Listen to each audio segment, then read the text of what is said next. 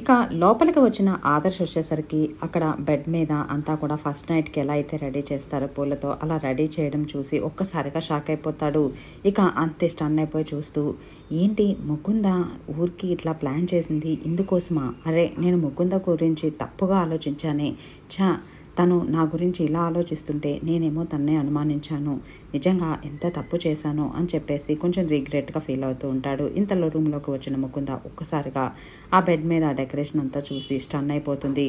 ఇక్కడ ఆదర్శ్ మాత్రం ముకుంద వైపు అంతే ప్రేమగా చూస్తూ ఉంటాడు. ఇక ముకుంద తనలో తాను, అసలు ఏం జరుగుతుంది, నాకు తెలియకుండా ఇక్కడ ఏదో జరుగుతోంది, నాకు తెలియకుండానే నా పేరు మీద రూమ్స్ బుక్ అవ్వడం ఏంటి, మళ్ళీ ఇలా ఫస్ట్ నైట్కి డెకరేషన్ చేసినట్లుగా ఇదంతా అలంకరణ ఏంటి, దేవుడా ఇప్పుడు ఏమనుకోవాలి, ఆదర్శ్ ఇప్పుడు నేను ఏది చెప్పినా నమ్మడు, నేను ఏం చెప్పినా కానీ ఊరికే చెప్తున్నాలే అనే లెక్కలో దాన్ని అంతా కొట్టిపడేస్తాడు, ఇప్పుడు ఎలా, ఎన్నాళ్ళు ఎలాగో మేనేజ్ చేసుకొచ్చాను, ఇప్పుడు ఎలా తప్పించుకోవాలి ఇక్కడి నుంచి అని కంగారు పడుతుంటే ఇక ఆదర్శ్ వచ్చేసరికి ముకుంద దగ్గరికి వచ్చి, ముకుంద నిజంగా నీకు నేనంటే ఎంత ఇష్టమో, ఇన్నాళ్ళు నేను నిన్ను అపార్థం చేసుకున్నాను, నిజంగా ఇప్పుడే అర్థమవుతుంది నేను నిన్ను ఎంత అపార్థం చేసుకున్నాను, నిజంగా సారీ ముకుంద అని చెప్పేసి ముకుందనే హక్ చేసుకోబోతాడు.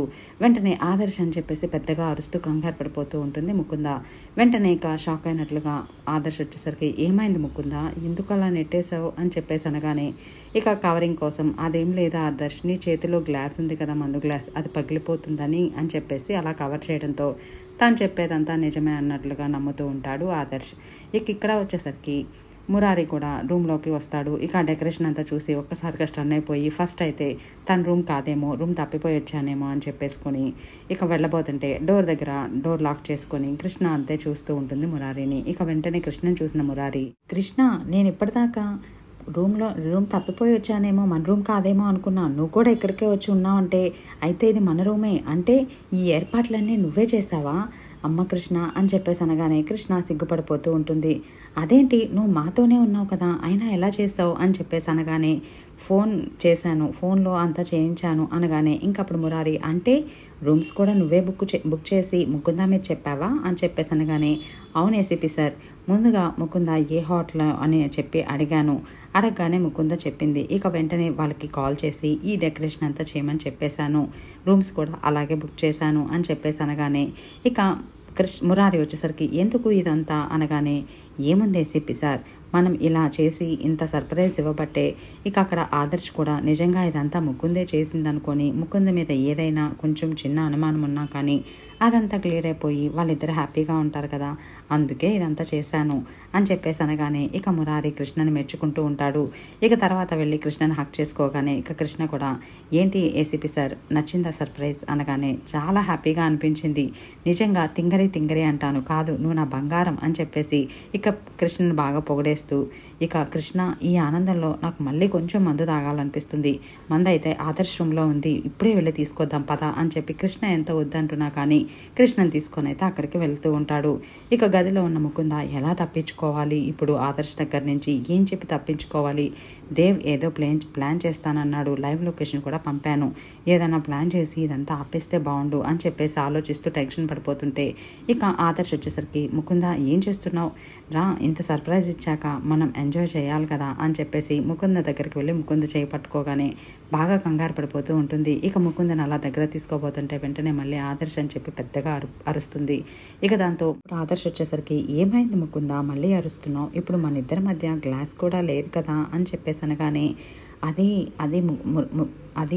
అని చెప్పేసి ఇక కంగారు పడిపోతూ ఇక అంతే టెన్షన్ పడుతుంటే వెంటనే ఇక ఆదర్శ్, ఏమైంది ముకుంద, ఎందుకు అంత కంగారు పడుతున్నావు, అంతా నువ్వే ఏర్పాటు చేసావు కదా, మళ్ళీ ఏం ఎరగనట్టుగా ఎందుకు అలా ఉంటున్నావు అని చెప్పేసి అనగానే ఇక వెంటనే, అది కాదు ఆదర్శ్, ఇందాక నువ్వు ఒక ఫ్లవర్ దగ్గర చెట్టు దగ్గర సెల్ఫీ దిగావు కదా, అక్కడ ఆ ఫ్లవర్ నీకు తీసుకొచ్చి సర్ప్రైజ్ చేద్దాం అనుకున్నాను, అలా ఇంకో సర్ప్రైజ్ మిగిలిపోయింది కదా, అందుకే కొంచెం ఫీల్ అవుతున్నాను, వెళ్ళి నేను ఆ ఫ్లవర్ తీసుకొస్తాను అనగానే ఇక వెంటనే ఆదర్శ్ వచ్చేసరికి, ఎందుకు ముకుందా అని చెప్పేసి ఇక వెంటనే ముకుంద చెయ్యి అయితే పట్టుకుంటాడు. దాంతోపాటు ముకుంద చేతిలో ఉన్న ఫోన్ కూడా ఆదర్శ్ అలా పట్టుకొని ఉంటాడు. వెంటనే ఇక చెయ్యి విదిలించుకుంటుంది ముకుంద.